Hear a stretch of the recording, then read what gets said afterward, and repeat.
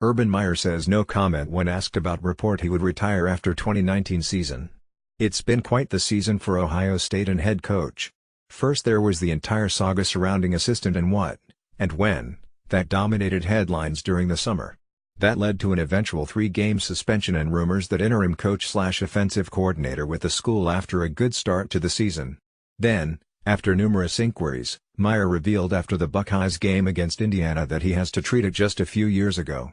Naturally, those health issues prompted plenty of speculation that Meyer could be on his last legs in Columbus and, well, despite saying, very carefully, that he intends to, Meyer is not exactly putting out fires when it comes to his future with the program beyond next year.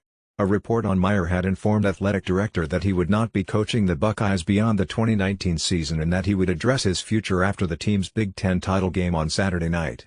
Speaking a press conference on the day before the game in Indianapolis though, Meyer gave a quick no comment when asked about said report and refused to go into any details beyond the game itself. While other head coaches certainly would have seized upon the opportunity to deny a report like that, something Meyer did quite a bit this past summer, it's a bit interesting that he chose to simply no comment his way out of the situation. As a result, the post-game scene at Lucas Oil Stadium tomorrow night and any press conferences leading up to Ohio State's bowl game may very well become must-see TV given the potential for Meyer to address his long-term future at the school. The games have been played. The wins have been tallied. The touchdowns have been counted. The championship trophies have been hoisted. Now the debate begins. Who's in the college football playoff? And once that's taken care of, where is everybody else going bowling? With all that in mind, decided to peer into our crystal ball and take a look at the postseason picture, figuring out which teams wind up in certain bowl games prior to the official announcement. Running through all the scenarios, here's how the bowl picture could play out from the Final Four to the very first one on December 15th, plus Southern Miss, Miami, Ohio, Wyoming and ul-Monroe also qualified for a bowl but were not selected. Already accepted bowl bid showed why he was named the Big Ten Offensive Player of the Year with a Big Ten championship game record performance to help number 6 Ohio State, 12-1, 8-1 Big Ten, set aside number 21 Northwestern, 8-5, 8-1 Big Ten, 45-24. Haskins passed for a Big Ten championship game record 499 yards with 5 touchdowns to lift Ohio State to back-to-back Big Ten championships. A trip to the Rose Bowl likely awaits the Buckeyes as a result.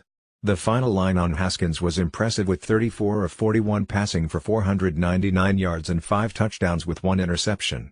It was a performance that showed why Haskins should at least be considered for a trip to New York as a Heisman Trophy finalist, and the Buckeyes needed Haskins to shine as Northwestern was not going to go away easily in Indianapolis. Northwestern played close enough to Ohio State to avoid being on the receiving end of an Ohio State team in need of some style points. While Ohio State proved to have too many weapons on both sides of the football, the Wildcats made Ohio State keep pushing longer than Ohio State may have wanted. Ripped off a 77-yard touchdown run early in the game to get Ohio State's attention, and a pair of touchdowns in the third quarter brought Northwestern to within 24-21 before Ohio State started to pull away a bit. A pair of interceptions thrown by hurt some chances for Northwestern to pull an upset in the Big Ten title game, as did a lost fumble. Ohio State had a couple of turnovers though to hurt themselves at times, but the defense stood up to make some key stops to stop the bleeding quickly. In all likelihood, Ohio State's chances of playing in the college football playoff may have been dashed, although the fate of the Buckeyes will be left in the hands of the selection committee on Sunday. With Oklahoma winning the Big 12 championship and chalk holding in the SEC with Alabama, over Georgia, and Clemson, over Pittsburgh, along with Notre Dame sitting at home with a clean 12-0 record, Ohio State is very likely to be left out of the playoff and heading to Pasadena to face Pac-12 champion Washington in the Rose Bowl. Despite the success of Ohio State over the years under, this will be the first time Meyer has taken Ohio State to the Rose Bowl, and it will be Ohio State's first Rose Bowl trip since the 2009 season. Ohio State would have played in the Rose Bowl last year, but the Rose Bowl was the site of a college football playoff semifinal between Oklahoma and Georgia, which forced the Big Ten and Pac-12 champions to square off in the Cotton Bowl instead, with Ohio State defeating USC last season. Northwestern's bowl destination is a bit more up in the air as the Big Ten will wait to see if it can squeeze more than 2 teams into a New Year's Six bowl game, although Penn State looks likely to be taking a spot in the Capital One Bowl as the first Big Ten team off the board after Ohio State and Michigan in the New Year's Six. That leaves Northwestern as a team that could head to any number of bowl games in the Big Ten lineup. Because there are no slots assigned based on finish, the Big Ten and bowl partners will work to determine where Northwestern will go. As a division champion, Northwestern should still get a relatively decent bowl destination in the Big Ten bowl lineup. If there was any drama in the ACC championship, it lasted through the opening kickoff. On the first snap from scrimmage, took the ball around the right end and raced 75 yards untouched for a touchdown. Clemson's offense went 3 and out on its next possession, but the Tigers forced Pitt quarterback to fumble, which recovered and returned to the Pitt 3. When Etienne strolled in on the next play, Clemson had a 14-0 lead barely 5 minutes into the game while gaining 1 first down. Rather than kick a field goal, asked to pass from 4th and 4 from the Pitt 19 on Clemson's next possession, but his toss was incomplete. Still leading 14-0, Clemson relaxed and Pitt crawled back in the game.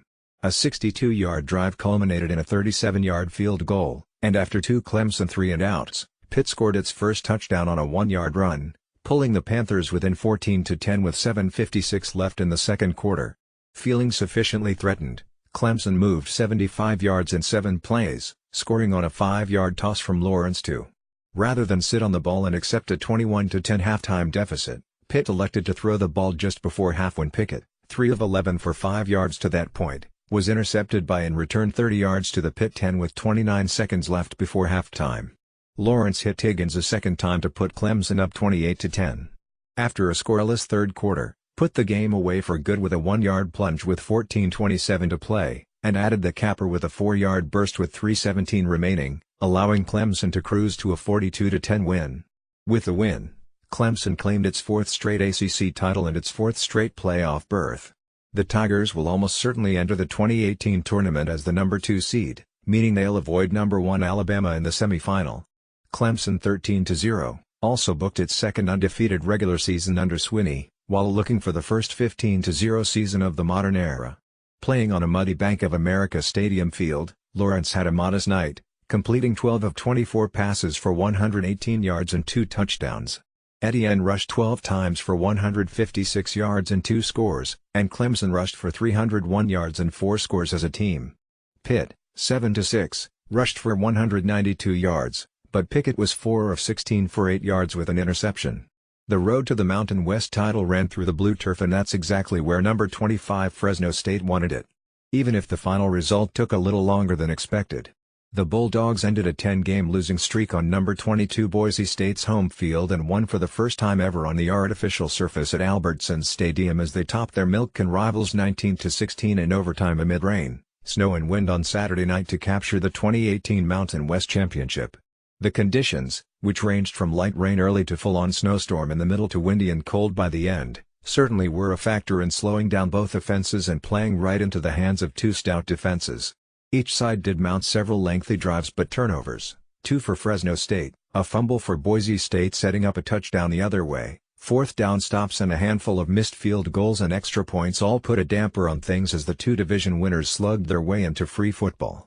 The Broncos pinned much of their game plan on the shoulders of tailback, who fought for every inch of his 200 yards as part of a workhorse-like 40 carries. His efforts helped take the pressure off senior QB, who started the game strong but later struggled to throw the ball as he finishes his career at the league's most famous venue with a pedestrian 125 yards passing and 1 touchdown to top target. It was the Bulldogs though, who just kept fighting and avenged 2 earlier losses in the past 2 months to their conference rivals.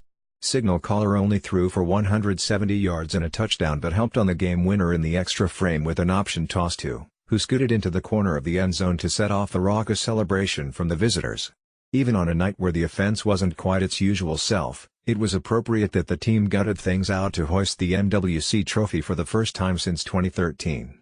It also caps one of the most remarkable turnaround stories in all of college football, topped only by what has happened over in Orlando with UCF in recent years. Fresno State was 1-11 2 years ago when head coach took over and have since gone 21-6 the past 2 seasons with just a pair of losses in the Mountain West during the regular season.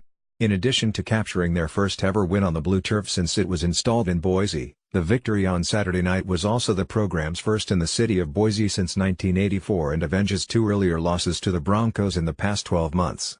While they will rule out any hopes of making into the Fiesta Bowl of the New Year's Six, a very well-deserved berth in the Las Vegas Bowl will likely be the next destination for the Bulldogs. After vanquishing their demons to the north, Perhaps it will be easy to double down on 2018 and celebrate the team's trophy in style down on the Strip later this month.